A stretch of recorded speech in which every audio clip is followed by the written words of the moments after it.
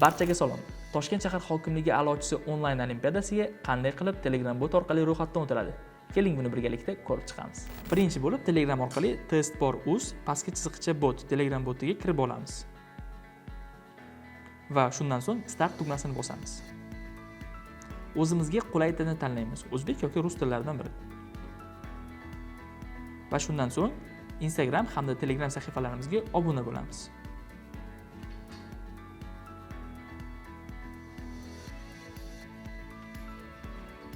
Va biz tizimga kirish tugmasini bosamiz. Telefon raqamimizni bo'lishamiz va bosh menyuga o'tamiz. Shundan so'ng olimpiadalar bo'limiga kirishimiz kerak bo'ladi.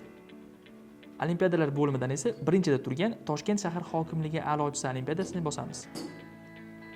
Va shundan so'ng ismimizni kiritamiz. Keyin familiyamizni kiritamiz. Olimpiadani topshirish tilini tanlaymiz. Savollar rus yoki o'zbek tilida bo'lishi mumkin. Shular uchun o'zingiz tanlashingiz kerak bo'ladi. Misol uchun o'zbek tili. Shundan so'ng jinsimizni tanlaymiz va tug'ilgan kunimizni yozib qo'yishimiz kerak bo'ladi.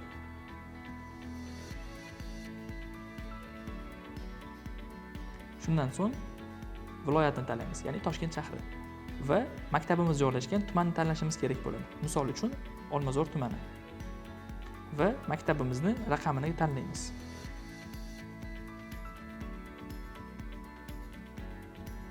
Endi esa sinfimizni kiritamiz. Barcha ma'lumotlar to'g'riligini tekshirib olganimizdan so'ng tasdiqlash tugmasini bosamiz. Tabriklaymiz. Siz Toshkent shahar hokimligi a'lochisi onlayn olimpiadasiga muvaffaqiyatli ro'yxatdan o'tdingiz.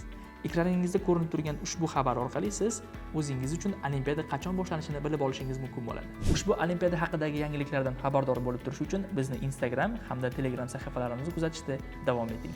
Olimpiadada sizga omad tilaymiz.